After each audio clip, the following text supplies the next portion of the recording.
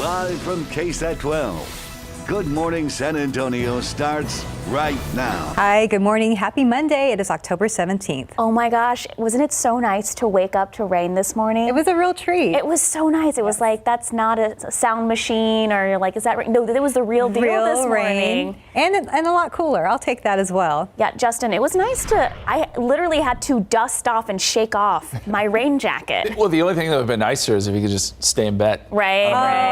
That's right. But, we're at work. That's okay. We're all here together. And as we look at the live radar right now, we've got some showers coming through still. This is light to moderate rain. Now, where you see some of these orange colors, it's a little bit heavier, but we're not looking for flooding or anything like this. This is just good rain. Exactly what we need. So as we look a little closer here at San Antonio, the rain is all across the city at this point. And we've already picked up about 1/4 of an inch at the airport, so we'll see a little bit more before this is all said and done. Hopefully we'll get some decent numbers here around Bexar County. You go west, the rain is a little bit heavier as you get out towards Sabinal, Con Canyon, Uvalde, although the back edge of the rain starting to move in around Uvalde. I'm going to zoom out some. We do have some heavier storms down to the south of Pleasanton working towards I-37. These aren't severe, but you're going to get some heavier rain, perhaps some rumbles of thunder out of those, and then a heavier storm also just south of Eagle Pass that has since dissipated just a little bit. So that's the situation as far as the rain is concerned. This is behind the front, so it is a little bit cooler out there with the front having passed us by, and we're starting to get some of those gusty winds, at least in spots. Nothing that's too bad. 65 at the airport, 60 Kerrville, 65 in New Braunfels, 66 in Hondo, 61 Bernie Stage, 64 right now Canyon Lake with a little bit of rain there. And the rain should start to transition sort of south of San Antonio, I think, as we head into the afternoon. Still, it's going to be mostly cloudy and breezy. And temperatures really hold pretty steady, probably upper 60s, 68 degrees at 3 o'clock. And then by the afternoon, we're talking 63 at 7 o'clock, 63 by 8 p.m. And we start to take those rain chances out as we head into this evening. I want to show you the CPS outage map as well, because we've had some periodic outages in spots, nothing that's too terribly widespread. One reason for this, we think, is because some of that dust builds up on some of the lines, and that can sometimes cause some pole fires. Sarah, I know you did a story on this a little bit earlier this year. Yeah, so after that first rain we had in March, and it had been a drought, so I talked to CPS Energy back then, and they said after a long period of dry weather, light rain and humidity mixed with that dirt and dust buildup on the insulators, that's that little bulb on top of a power pole, it can cause electricity to track over, and this can lead to a pole fire, which can eventually lead to these outages. And firefighters just have to kind of sit, wait, babysit to make sure that once it's out, it doesn't, because they can ignite over and over again. So it's something the firefighters right now, Asian Burmia, photographer, is out at another separate fire. When he interviewed them, he said that's what a lot of our crews are responding to, and they're just sitting and waiting and watching those pole fires. So if you see one in your neighborhood, make sure to call 911. Yeah, we could hear them on the scanner. There's quite a few of them this morning, so we know there's several out there.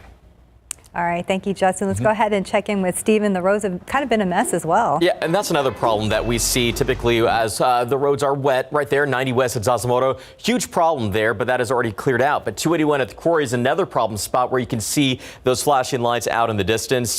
Just as Mike said this a little bit earlier, just assume that the roads are going to be wet as you head out the door this morning. And we are seeing that there. We have about 20 of these cameras that are on rotation from TransGuide. And every one of those cameras, we are seeing wet roads. There's 37 at Pecan Valley. But let's get you to the map, because as I mentioned, there are a few issues that are still out there. 281 South Bend at Jones Maltzberger's, where we do have that crash that I just showed you there on the TransGuide camera near the quarry. Huge stretch of red that is building out there, and that is one of those spots where a lot of people are making their way into the downtown area. You have to be careful anytime you see those flashing lights, especially with the roads wet out there. We saw a number of crashes along 281 this morning, so it looks like that trend unfortunately does continue. Have to take a drive over here over Loop 410 South and at I-10 East. We did have a crash that looks like it could have already cleared out. I wasn't seeing anything on the TransGuide camera, but a little bit further in, we actually have another crash at I-10 westbound at Ackerman Road.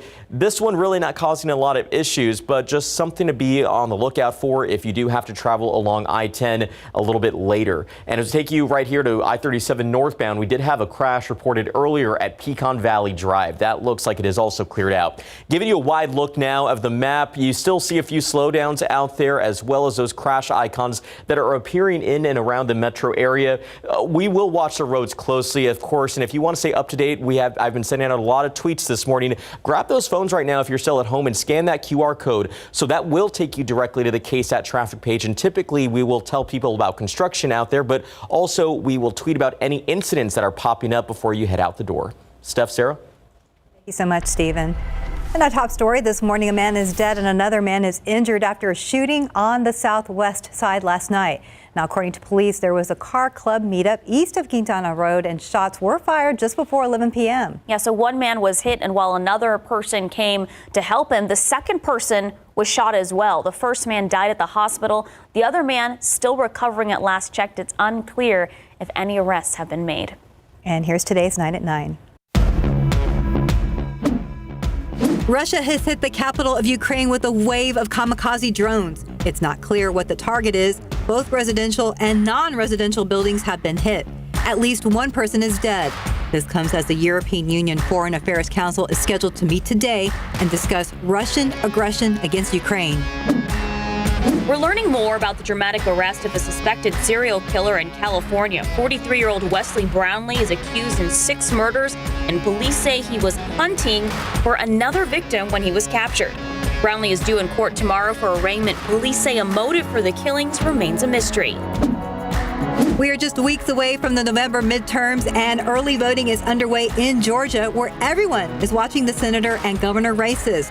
Polls show a tight race between Republican nominee Herschel Walker and Democrat incumbent Raphael Warnock. Meanwhile, voters are also deciding on whether to re-elect Republican Brian Kemp or Democrat Stacey Abrams for governor.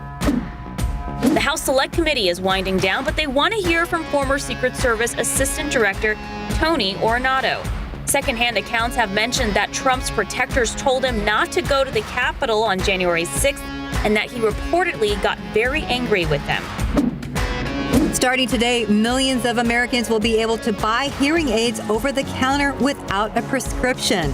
Prior to the new FDA rules taking effect, hearing aids cost on average between $4,000 and $5,000. Until now, only about 1/5 of Americans over 70 years old were able to comfortably afford them. Now, those who need them will be able to pick them up at retailers like Best Buy. Some economists now agree that the U.S. is more likely to hit a recession in the coming year. According to a survey from the Wall Street Journal, economists believe that a recession is 63% likely to happen. That's up from 49% in July. The higher prices on just about everything is prompting shoppers to look for cheaper clothing. Fast fashion stores like Shein, Britain's Primark, and Japan's GU are gaining popularity in the U.S.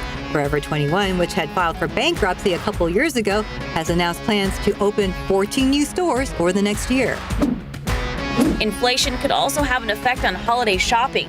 According to the Wall Street Journal, small businesses are getting prepared for a more subdued season.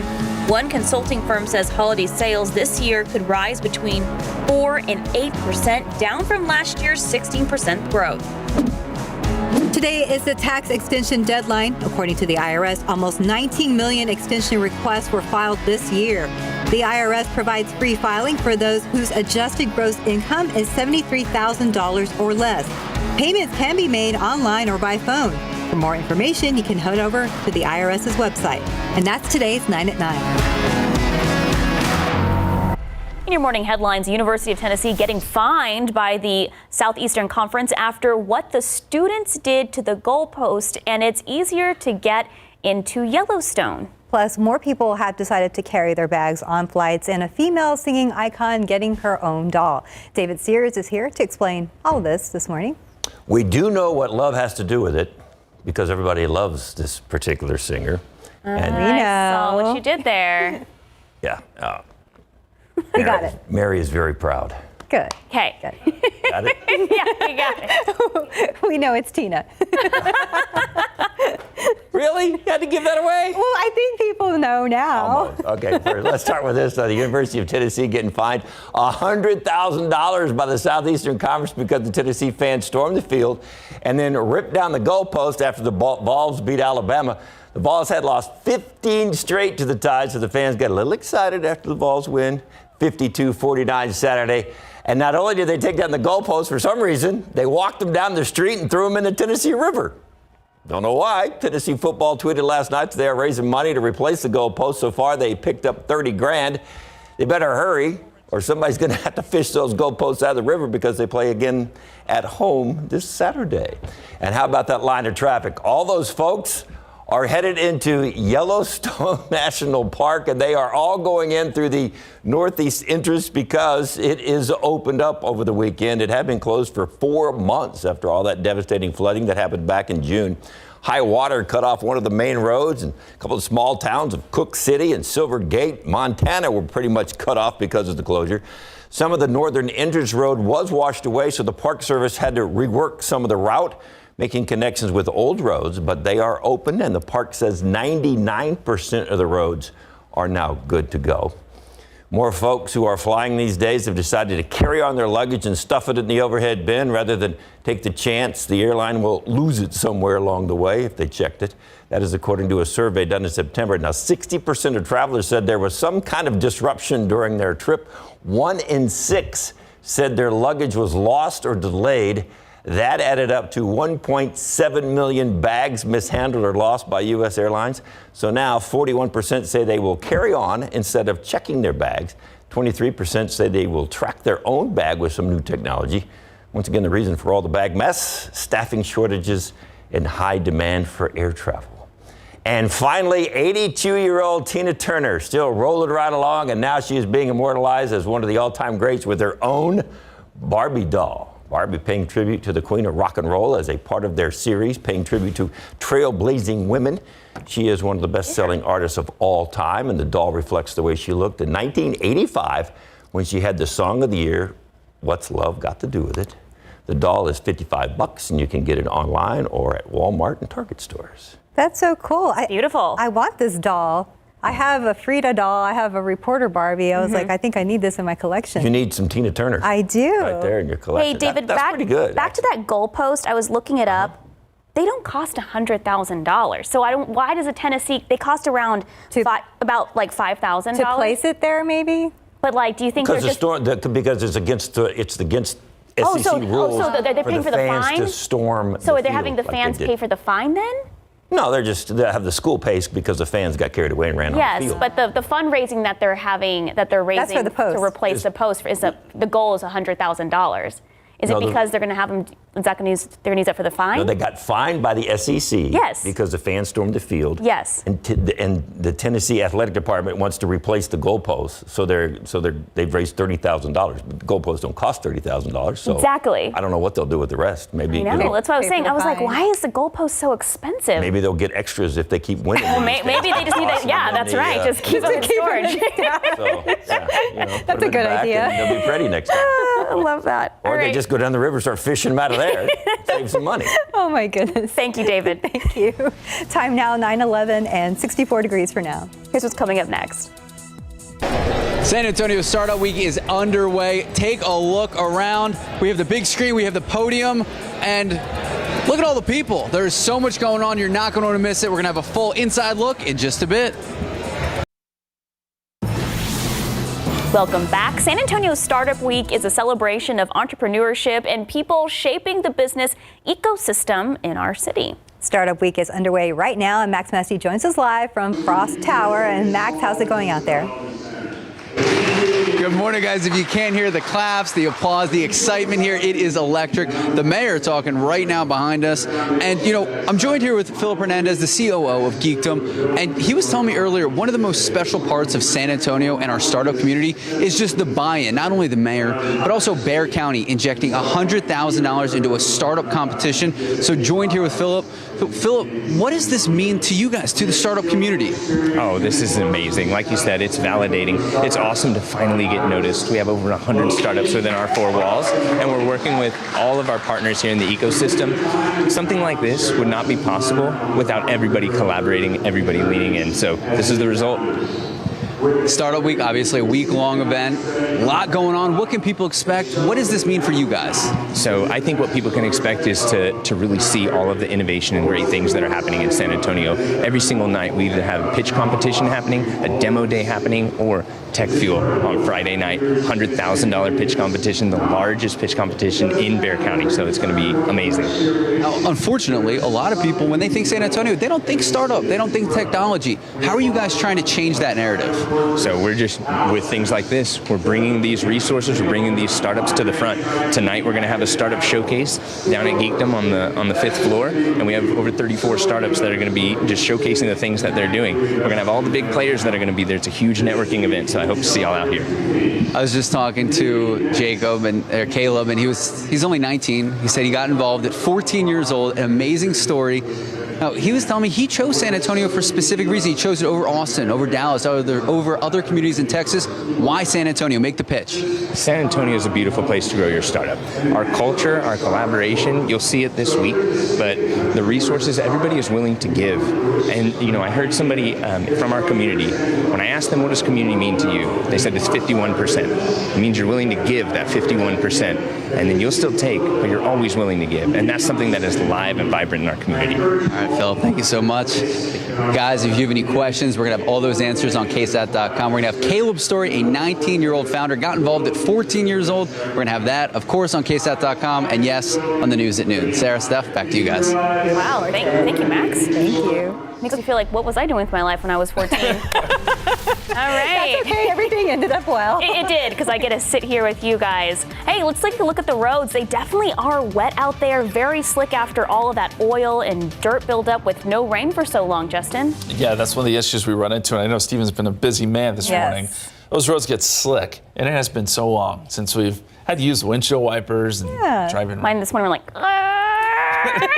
I was like, oh, do they still work? And then there's like a layer of mud on the side. So gross. But it was exciting to use them, though. It is great. After all this time. It is great, and this is much needed rain. So let's first start with the radar, and we'll show you that we've still got light rain around San Antonio. This has been pretty consistent this morning, and I think we've got another couple of hours here to go before this rain shield moves away. So where you see these yellow colors, that represents some more moderate rain that is working through. We haven't seen a lot of lightning and thunder here around San Antonio, but with some of these storms down to the south, we have nothing severe.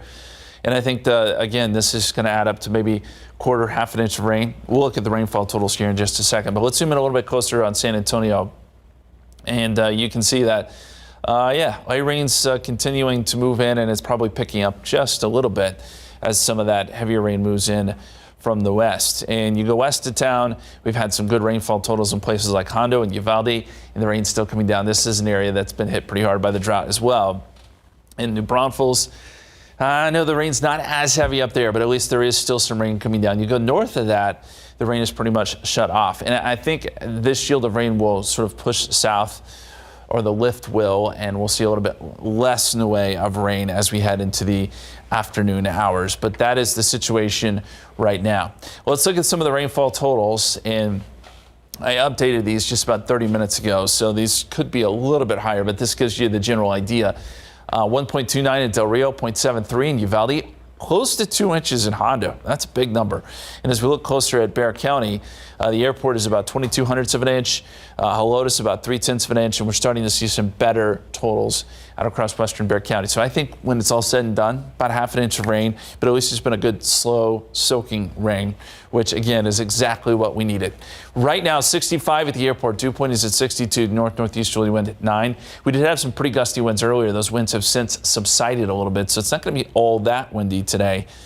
Looks like some of the stronger winds have kind of passed us by. 59 Kerrville, 58 in Fredericksburg. That's some of that cooler air. 65 in New Braunfels, 68 right now in Cotulla, and 61 Bernie Stage. Seeing some 50s around Kerrville and Comfort as well.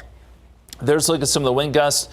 Still seeing some gusts up around 23 miles per hour in New Braunfels, but as I said, not as windy as it could be. We saw some gusts up around 25 or so with the front. But with that front now pushing further south, it's taking some of the gustier winds with it. Showers still lining up from West Texas through our area and then back over towards Houston. Then we've got some drier air trying to work in from the north. It's 62 in Dallas, 62 in Waco, 59 Abilene. You can see the influence of this front. South of it, still in the 80s there around Brownsville, 82 degrees there. So our forecast calls for more passing showers as we head into the afternoon, but the coverage will be just a little bit less. And then we'll start to bring the rain chances down as we go into tonight. Cloud cover stays with us, and the question tomorrow is how quickly will these clouds fade away? I think it probably takes some time. So with cloudy skies at least early, tomorrow will be another cool day with some breaks in those clouds by the afternoon. And then we'll see a lot more sun as we finish out the work week. As for today, 60% chance of rain at 11 o'clock, 66. We'll start to bring the rain chances down a little bit, 30% chance at 4 o'clock, 67, 65 at 5 p.m. And then still cloudy tonight, but rain chances down around 30% or so. The extended forecast, we go 68 tomorrow with some slow clearing, and then 73 Wednesday. But the important thing to point out here is 44 Wednesday morning, 49 Thursday morning. So that is for sure jacket weather.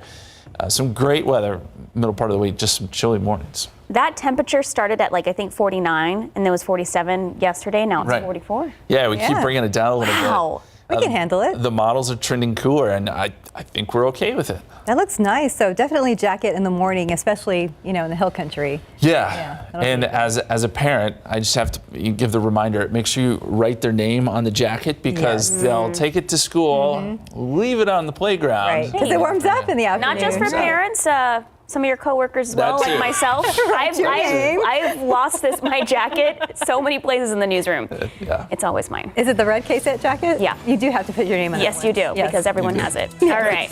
Thank you, Justin. Got it. All right, it's 64 degrees at 9:22. We'll be right back. Well, every 3 minutes, someone is diagnosed with blood cancer, but one little girl is getting ready to celebrate not only her 5th birthday, but hopefully being in remission. Lee Waldman got to speak with 4-year-old Emery and her grandmother about Emery's fight with leukemia and the 2 special angels that are watching over her. Figurines. Emery Cervantes has some big plans for her 5th birthday in December. They're going to have a petting zoo. They're going to have a chocolate thing for the strawberries, right? Marshmallows. The party is also to celebrate her remission, cancer-free after battling leukemia for 2 years now. We still have to go for another 2 years for more stuff and checkups and stuff. But that would be great if she just stays healthy till December 17th so we can make it. Grandma Linda Cervantes didn't plan the party. That was done by Emery's dad. Her daddy is Johnny Ray Cervantes, and her mom is Jessica Brill. Neither will be there to celebrate their baby girl. She lost her mom on March 27, 2022. A drunk driver killed her in Southside. And so she just had daddy left, right? And then now daddy got cancer. Johnny died September 29th, 21 days after his diagnosis, his heart giving out before treatment could start. It hurt so bad. I expect him to come through the door to pick her up to take her in. And he's not coming. Emery is still too young to fully understand. Tell him, where's mommy and daddy? Where's mom? Jesus. With Jesus. They're in heaven, right? They're together. Linda keeps the photos of Emery's mom and dad ready, along with stories about how much they loved her. Superman. That's her dad's favorite. She's thankful Johnny taught her how to care for her granddaughter's cancer before he passed. I'm real thankful that my son kind of gave me everything I needed before he left. Lee Waldman, KSAT 12 News.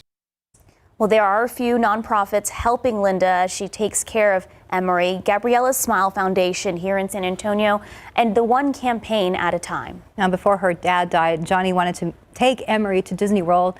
Now, One Campaign at a Time is trying to make that happen. So if you want to donate, we have a link on our website at ksat.com. And I'm sure our San Antonio community will definitely make that trip to Disney happen for them. I think they'll step up. All right, it's 9:28 and 64 degrees. Look outside with TransGuide right now. It's a little crowded there on Highway 281, but things are moving right now despite those wet roadways. We'll be right back. Let's look outside with live cam right now. It's still rainy. You can see some of the drops on the limbs out there. Yeah, we need a little windshield wiper. I know. We'll get someone on that right away. We had one at one point, but yeah, working right now. As we look at the live radar, we do have some showers continuing to come through, some light to moderate rain working through Bexar County. You can kind of see the back edge of it out there near Cotton Canyon, Uvalde. That eventually works through, and we'll see things wind down a little bit, but I'd still give it another couple of hours here. There's going to be rain coming down, and we're starting to see better rainfall totals now, up to about 0.3 of an inch at the airport, which is great to see. Some heavier rain as you get south of town. We're seeing that around Kennedy. And this activity will be working in your direction. Already is. We're already starting to see some more moderate rain working around Kennedy and Carson City, Floresville, Pleasanton. You're seeing some of that. Now some of this light rain trying to make it into our eastern counties, Hallettsville, Cuero, Yorktown, and eventually Goliad. You're going to get in on some of the showers and storms too. There's one other area I want to look at here, and we're going to have to switch radar sites to look at it, but some heavier storms starting to work their way back into Del Rio, which has already picked up some good rain overnight, and we'll put on the radar out there, and you can see it's actually like a line of storms, not severe, but this will be working into Del Rio here within the next, I'd say, 30 minutes or so. So expect some rumbles of thunder, some brief heavy rain if you're watching from out in Del Rio. So that we'll be watching that line too, by the way, as it makes it into some of our western counties a little bit later this morning. Pollen count, no surprise here. Molds are high, 16,000 or 1,600, I should say. 1,640, 50 for ragweed, and it's in the low category. Temperatures in the mid 60s, some 50s even out there in Kerrville and Fredericksburg, and around San Antonio, mid 60s. Temperatures are going to stay pretty consistent today. They're not going to move a whole lot. 67 noontime, and then we're up around maybe 68, 69 this afternoon. Rain chances do start to taper off as we head into the afternoon. 30% chance at 4 o'clock, and we'll bring it down to a 30% chance to 20% chance as we head into this evening. Guys. All right, we're going to take a look out at the roads with TransSky to see if there's any incidents. There it is, I-37 in Pecan Valley. Definitely looks, it's southbound. Thank you, Stephen.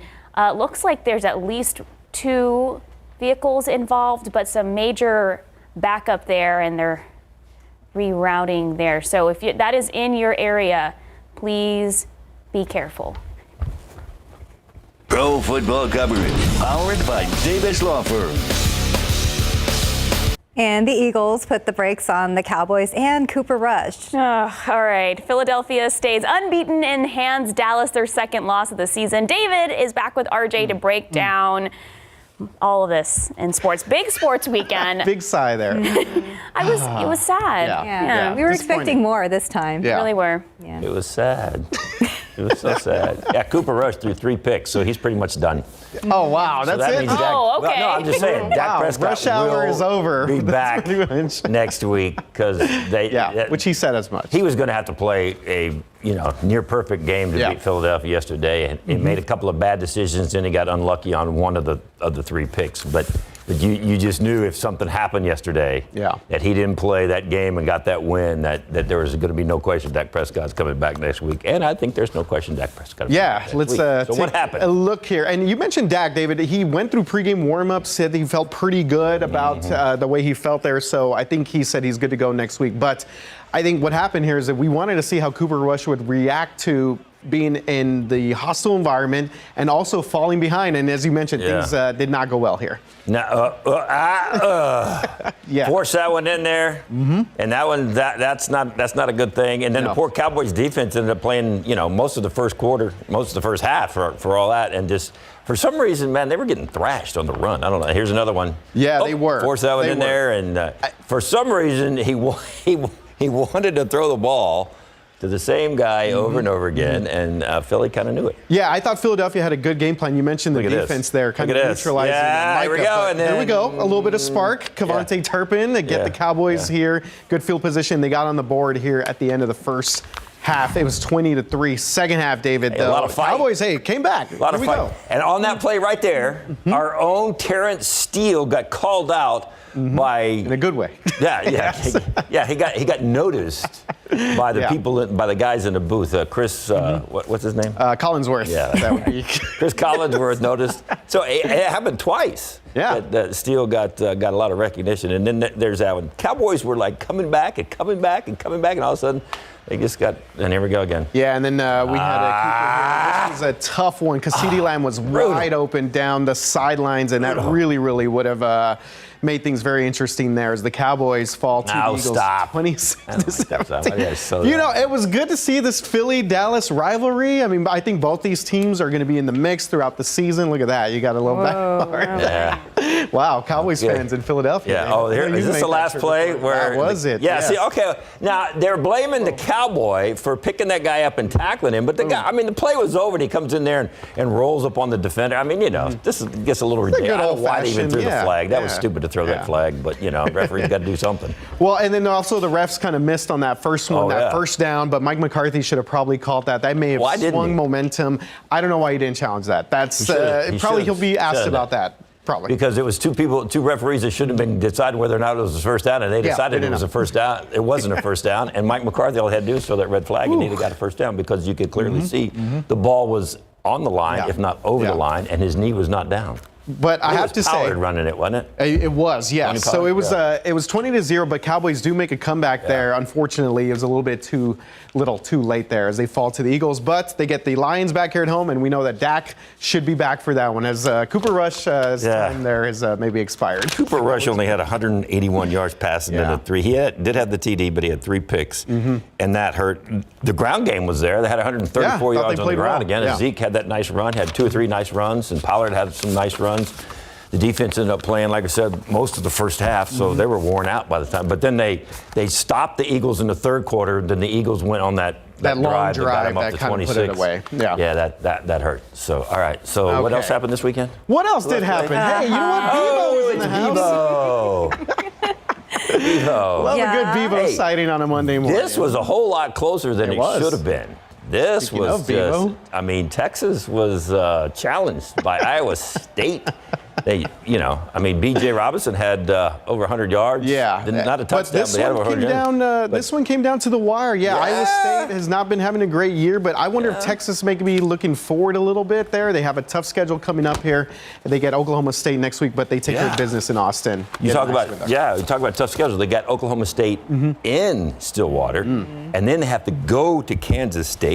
Kansas State, not exactly a bad ball club in the Big 12, and then they come home and take on TCU. So that's 3 in a row. Oh yeah, that could be that could turn the tide in the Big 12. All right, David. Well, here we go. Preseason game, and they open up the season on Wednesday against the Charlotte Hornets. Yep. Wow. You know what's going to be good about this is that they will officially do the whole Manu ceremony there for his Hall of Fame induction. So people going out on Wednesday. It's going to be a long season. That's kind of what we anticipate. They went 1-4 during the preseason, but still long ways to go here for our Spurs. Good way to open the season with Manu.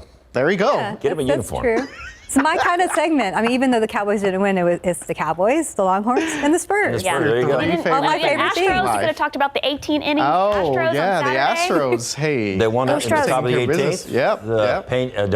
I'm sorry, my producer said I'm not getting anymore. The Astros won, so they're waiting on the Yankees or the Guardians to see who wins that game. They're playing Game 5 tonight, and they'll start that series on Wednesday night. So there you go. In Houston. Houston's got home field advantage. So there you go. Yeah. What kid's name? David, RJ.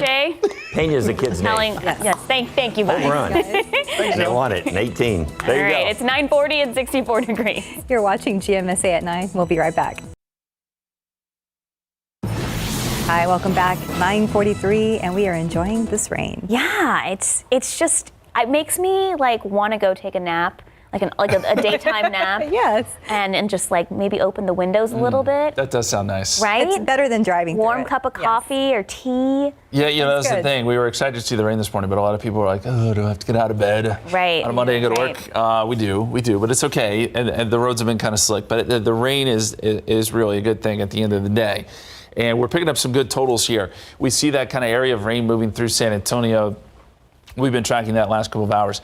And it'll be probably another hour or so before the back edge of it makes it through. So we're still going to see those wet roads, and we've seen quite a few accidents. Steven's been busy this morning covering that. So just be careful out there.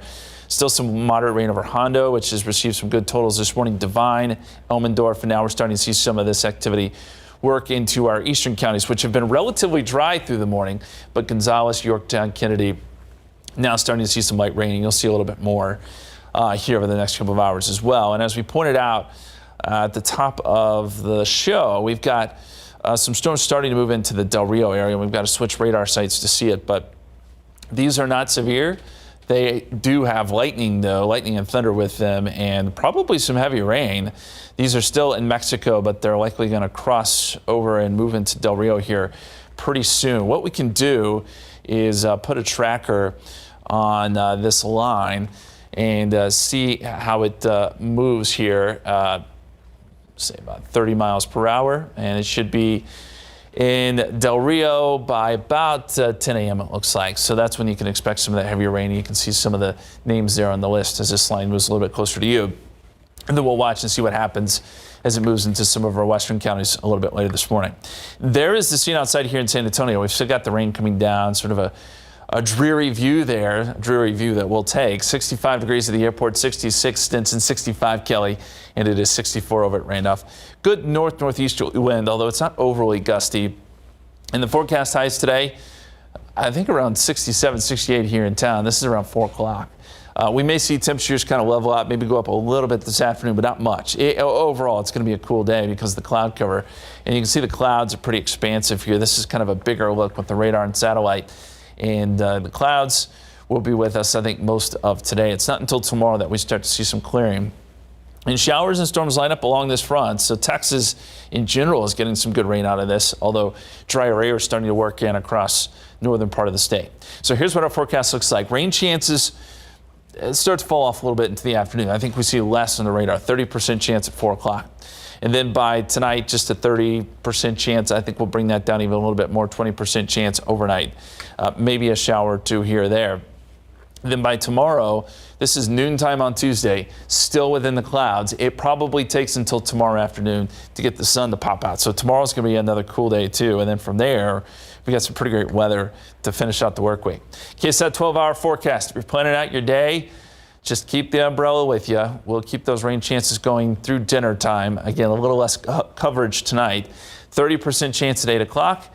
Northeasterly wind 10 to 15, and the extended forecast 68 degrees tomorrow, some slow clearing, and then 73 Wednesday, 80 on Thursday.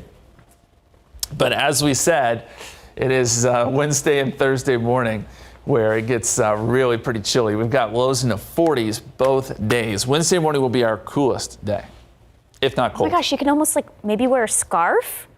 If you'd like. Scarf weather? In the hill country. Like. No, 44 for me is definitely scarf. That's scarf weather. Hat weather. Mm-hmm. Yeah, I think 55 or below, I wear a beanie because my head gets cold. That's Your fair. ears, too. My ears with get you. cold. I'm with you. I get cold too. But the afternoons will be fantastic. Awesome. Looking forward to that as well. Thank you, Justin. You got it. All right. She's been trending on social media as the pasta queen, and now she's revealing all of her recipes. As ABC's Andrew Denbert reports, the pasta queen is now sharing her love for pasta with the world through a gorgeous new cookbook. She's the Italian mother of 4, keeping things extra saucy on social media. Ingredients. Nadia Caterina Muno, a.k.a. the Pasta Queen. Look into its soul and whisper, just gorgeous. Born in Rome, now living in the U.S., Nadia's cooked up a following of more than 3 million people on TikTok and Instagram, and it all started just a couple of years ago. When my daughter started on TikTok, that's what I thought it was called at the time. Then as I'm scrolling through, I saw someone making a blasphemous lasagna and saying that was Italian, an Italian classic. Mama, Nonna, come save me from this. I was very concerned as a mother, and you know how Italian mothers can be. So Nadia began sharing her own authentic Italian recipes on the app. I mean, it's my love language because not a lot of people know, but I come from a long line of pasta makers as far back as the 1800s, and it's the biggest love that we share and we all agree upon is how much we love and cherish pasta. And now she's put them all together in one place. The Pasta Queen, a just gorgeous cookbook. Just gorgeous. With more than 100 recipes inside. But for Nadia, pasta is about more than just the ingredients. It's about the feeling that comes when you share a meal with loved ones. Talk more with your nonna. talk more with your spouse, talk more with your kids. Really create those precious memories that stay in your heart. Andrew Dimbert, ABC News, New York. I want to go home and make a warm bowl of like gnocchi or pasta. Today's a good day for it. I know. And for the next couple of days. I know. All right, we've got a carb load. Yes. All right, 9:50 at 64 degrees. And we come back, a look at the new season of Love is Blind on Netflix. Plus, the final showdown between Laurie Strode and Michael Myers dominated the box office this weekend. A look at the top movies in theaters right now. That's after the break. Didn't ask how you were doing. Amsterdam fell to 5th place on ticket sales of $2.9 million. The Woman King held steady in 4th place, earning $3.7 million. Lyle Lyle Crocodile dropped to number 3, taking in $7.4 million. After 2 weekends on top, the movie Smile fell to 2nd, but $12.4 million pushed the horror flick past the $70 million mark in the domestic box office. Halloween Ends began its run in 1st place with $41.3 million. Less than expected, but still the best debut of any film since Nope back in July. And that's a look at your weekend box office. And Shakespeare wrote, "Love looks not with the eyes, but with the mind." And a popular reality show puts that idea to the test. CNN's David Daniel gives us a look at the new season of Love is Blind premiering on Netflix on Wednesday. It's been one of the hardest things dating as an adult. Am I really going to meet my wife in the grocery store? I've done a lot of this life alone, and I just don't want to do it alone anymore. The pods are open for season 3 of Love is Blind as more singles looking for love try to find it without looking. This is crazy that I felt comfortable enough saying that story. I can't believe I just did. You're 25? Are you serious? How are you here? How did I meet you in here? Only after a couple is engaged do they see each other for the first time. Host Nick and Vanessa Lachey say the show reminds them a bit of their own courtship. When we first started dating, it was, pre-dating app and all. I mean, we just literally used a lot of talking on the phone long distance. She was in New York, I was in LA. So for almost a year. The idea of this kind of raw communication, getting to know someone from the ground up was kind of how we built our relationship. Once they do see each other and everyone else on the show, will feelings change? I haven't connected the person in the pod with the person I'm looking at. There are so many unanswered questions. The next phase, the physical element, because that is an element in a relationship. The person that I love doesn't love me. Tell me how to stay, because I'm out. Cheers for the rest of our lives. Is love truly blind? In Hollywood, I'm David Daniel. Let's look out again with TransSky, looking over there at I-37 in Pecan Valley. Looks like things are still a little slowed down in that area. This is a southbound lane, but it looks a little better than it did earlier. At least it's moving off to the side. And as we talked about through the morning, the light rain coming down, mixing with the oils and kind of the dust on the roads, it makes them rather slick. We've had rain for a good couple of hours now, so that's probably helping. But be careful out there and know that we'll still have another hour or so of light rain coming through. Cool today, cool again tomorrow, 60s for highs, but we're back into the 70s by Wednesday. Looks beautiful. Yeah, we'll Thank you, take it. Justin. So nice to see the rain. Yes, it is. Thank you for that fall weather. Thank you for joining us. Everyone stay safe out there. Bye, guys.